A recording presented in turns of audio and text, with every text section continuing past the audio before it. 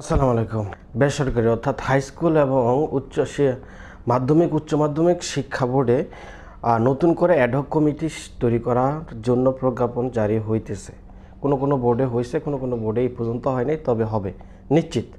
একটা বিষয় আপনাদের কিছু তথ্য দিই আজকে ভিডিওর মাধ্যমে, যে কমিটি আপনারা জানেন যে বর্তমান যে সভাপতি আছে সেই সভাপতি হচ্ছে উপজেলা নির্বাহী অফিসার, উনি দায়িত্ব পালন করছে সভাপতি। কিন্তু ইদানিং একটা কমিটি হবে, সেই কমিটিটা হবে 4 জন সদস্য বিশিষ্ট।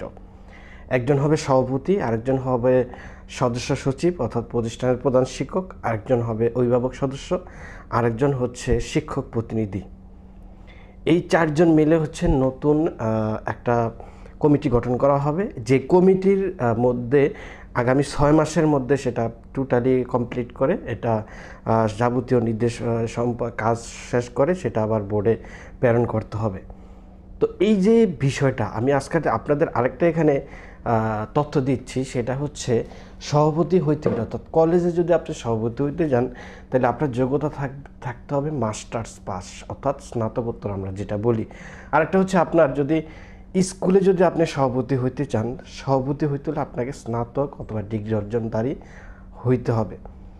এই হচ্ছে বিষয়। আরেকটা তথ্য দিই আপনাদেরকে, সেটা হচ্ছে যে সভাপতি হবে সে হচ্ছে, যদি আপনি বিভাগের যে কমিশনার আছেন সেই কমিশনারের সুপারিশ লাগবে, সেই সুপারিশের মাধ্যমে সে সভাপতি হইতে পারবে।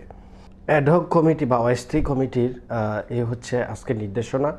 তো এই হচ্ছে আছে। অবশ্যই যদি আপনি আমার চ্যানেল নতুন হয়ে থাকেন, এরকম আরও শিক্ষামূলক ভিডিও পেতে অবশ্যই চ্যানেলটাকে সাবস্ক্রাইব করে রাখবেন।